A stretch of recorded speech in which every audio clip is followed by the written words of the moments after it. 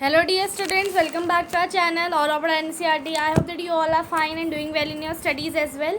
तो आज हम लोग करने वाले हैं रेशनल नंबर का ओवरऑल रिवीजन, जिसमें हम लोग देखने वाले हैं रेशनल नंबर के सारे ही एग्जाम्पल, साथ ही साथ रेशनल नंबर की सारी एक्सरसाइजें हम लोग करने वाले हैं। वैसे इसमें सारी एक्सरसाइज है नहीं, एक ही एक्सरसाइज है, लेकिन फिर भी तो रेशनल नंबर एक बहुत ही आसान टॉपिक है, जैसा कि आप सब लोग जानते भी हो। ये टॉपिक मतलब आप लोगों के लिए अब तुच्छ टॉपिक टाइप का हो गया होगा, क्योंकि हमने आगे चैप्टर बहुत सारे अच्छे कर लिए हैं, जिससे रेशनल नंबर टॉपिक तो हमारे लिए आराम से क्लियर हो चुका है। तो चलिए आज इससे संबंधित करना है कुछ एग्जाम्पल और एक्सरसाइजेज। वीडियो स्टार्ट करने से पहले अगर आप हमारे चैनल में नए हैं तो please get it subscribe, because हम आपके लिए ऐसे ही वीडियोस लाते हैं। इसमें हमारे पास इतनी अच्छी क्वालिटी नहीं है कि हम आपको PDF के साथ ही साथ हम मैथ्स करते हुए भी दिखा पाएँ, क्योंकि हमारा जो फ़ोन है वो बहुत ही बेकार क्वालिटी का है और उससे आपका एक अच्छा वीडियो नहीं बन पाता है। लेकिन फिर भी डियर स्टूडेंट हम लोग ट्राई करते जा रहे हैं। तो ये आपकी रिस्पॉन्सिबिलिटी कि आप हमारे चैनल को सब्सक्राइब करें, जिससे क्या होगी हम आपके लिए और क्वालिटी बेस्ड वीडियोस जो है वो ला सकें। तो ये आपसे एक विनती रहेगी हमारे चैनल को सब्सक्राइब करने के लिए। तो चलिए स्टार्ट करते हैं। अब वीडियो में मैं कैसे मैथ्स कराऊंगी वो आपको बता देती हूँ। तो डियर स्टूडेंट जो क्वेश्चन होगा वो मैं बोलती रहूँगी और मैं आपको बताती रहूँगी मैंने क्या क्या स्टेप्स लिए हैं जिससे कि मैं इसको सॉल्व कर रही हूँ। चलिए स्टार्ट करते हैं वीडियो को। तो यहाँ पे देखिए एग्जाम्पल नंबर 1 आने वाला है। तो यहाँ पे ये देखिए डियर स्टूडेंट, यहाँ पे आ गया है एग्जाम्पल नंबर 1। ठीक है, तो बहुत इजी सा है, फटाफट करते हैं इसको। तो फाइंड 3/7 प्लस -6/11 प्लस -8/21 प्लस 5/22। अब इसको सॉल्व करने के डियर स्टूडेंट पहला तरीका ये है कि हम ग्रुपिंग कर लेंगे अच्छी तरह। तो ग्रुपिंग करने में हम लोग कम्यूटेटिव प्रॉपर्टी का इस्तेमाल करेंगे। 3/7 के साथ मैं करूँगी -8/21 को ऐड। ठीक है, ये ग्रुपिंग हो गई। प्लस मैंने फिर दूसरी ग्रुपिंग क्या करी, -6/11 प्लस 5/22। मैंने कम्यूटेटिव प्रॉपर्टी यूज़ करी है एडिशन की, क्योंकि एडिशन के लिए कम्यूटेटिव प्रॉपर्टी जो होती है वो काम करती है। ठीक है, तो मैंने कम्यूटेटिव प्रॉपर्टी का इस्तेमाल कर लिया। अब यहाँ 7 और 21 का अगर मैं सबसे पहले एलसीएम लूँगी तो मेरे को कितना मिलेगा डियर स्टूडेंट एलसीएम? इस वाले में मेरे को एलसीएम मिल जाएगा 21। ठीक है, अब मेरे को 21 एलसीएम मिल गया। तो अब 7 की टेबल में 21 कितने सामने आता है? 3 सामने आता है। तो मैं ऊपर भी 3 से मल्टीप्लाई करूँगी, 3 3 से होता है 9। उसके बाद 21 के ऊपर -28 था और 21 ही एलसीएम है, तो ऊपर तो 1 से ही मल्टीप्लाई होगा, तो ऊपर -8 ही रहेगा। तो यहाँ पे 9 - 8/21 हो गया। अब दूसरा ब्रैकेट जो -6/11 प्लस 5/22 वाला था उसको देखते हैं। तो यहाँ पे एलसीएम कितना हो जाएगा? 22 हो जाएगा। 22 के ऊपर हम लोग 11 की टेबल में 22 कब आता है? 2 से मल्टीप्लाई करना है, तो -6 को भी 2 से मल्टीप्लाई करेंगे, तो हमारे पास आ जाएगा -12। और फिर 5 जो है 22 के ऊपर लिखे है, तो 22 तो खुद ही एलसीएम है, तो 5 को 1 से मल्टीप्लाई करेंगे तो 5 ही रहेगा, तो +5 हो गया। अब 9 - 8 होता है 1, तो 1/21। और फिर दूसरे में आ जाएगा -12 + 5, -12 + 5 मतलब माइनस करना है, माइनस प्लस इक्वल्स माइनस। तो ये आपका कितना हो जाएगा डियर स्टूडेंट? 12 - 5 कितना होता है? 7 होता है, तो ये हो जाएगा -7/21, 22। ठीक है, अब 21 और 22 का एलसीएम लेंगे तो हमें मिल जाएगा 462। ठीक है, 462 मिल गया।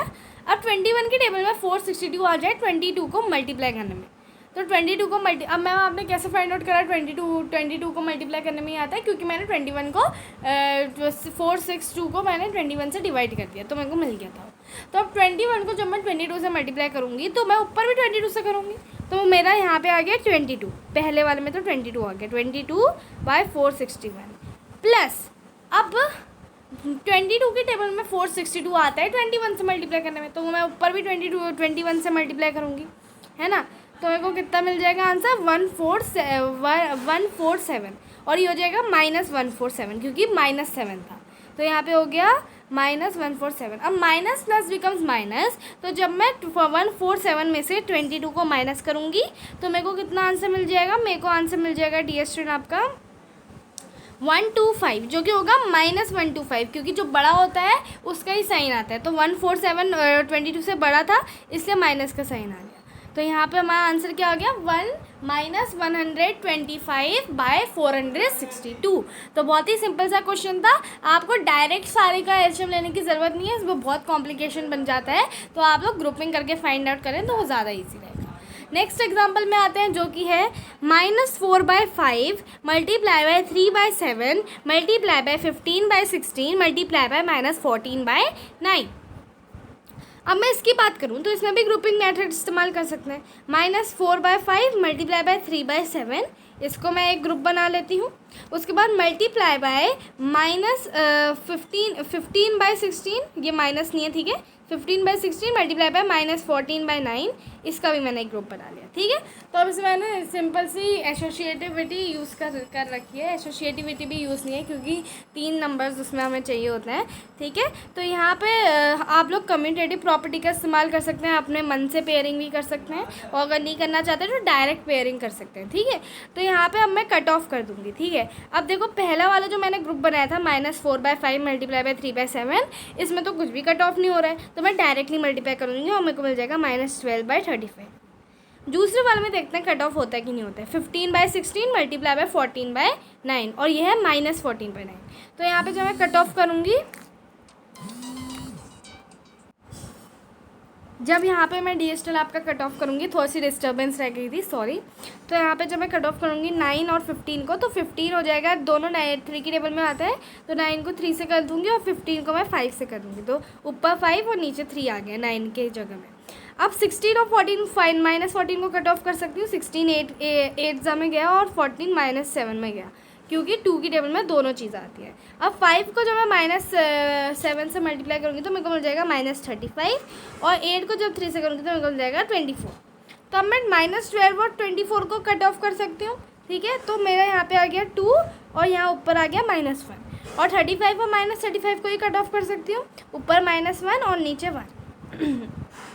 तो अब -1 मल्टीप्लाई बाय -1 विल बी 1। क्यों हुआ 1? बिकॉज -1 बिकम्स प्लस, और 1 मल्टीप्लाई बाय 2 इज़ 2, तो 1/2 आंसर आ गया, ठीक है। तो बहुत सिंपल क्वेश्चन था ये। अब आते हैं नेक्स्ट एग्जाम्पल में, हमारे एग्जाम्पल नंबर 3 में। एग्जाम्पल नंबर 3 क्या कह रहा है, 2/5 को मल्टीप्लाई करना है -3/7 से, -1/14 -3/7 मल्टीप्लाई बाय 3/5। तो आप इसमें भी ग्रुपिंग कर लो, ठीक है। तो 2/5 मल्टीप्लाई बाय, मैंने ले लिया यहाँ पे -3/7 को ग्रुप कर दिया। उसके बाद मैंने लिया -3/7 मल्टीप्लाई बाय 3/5। अब देखो DSTL, इसमें आप लोग एक दूसरी प्रॉपर्टी यूज़ करोगे, डिस्ट्रीब्यूटिव प्रॉपर्टी।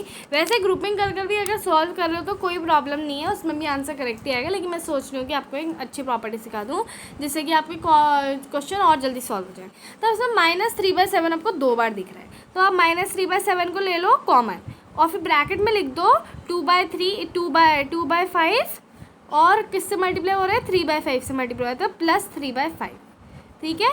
और फिर यहाँ पे बाहर -1/14 हो गया। सबको क्लियर? अब मैं दोनों से मल्टीप्लाई करूँगी, तो पहले मेरे को मिलेगा -6/35, दूसरे टाइम मेरे को मिलेगा -9/35, ठीक है।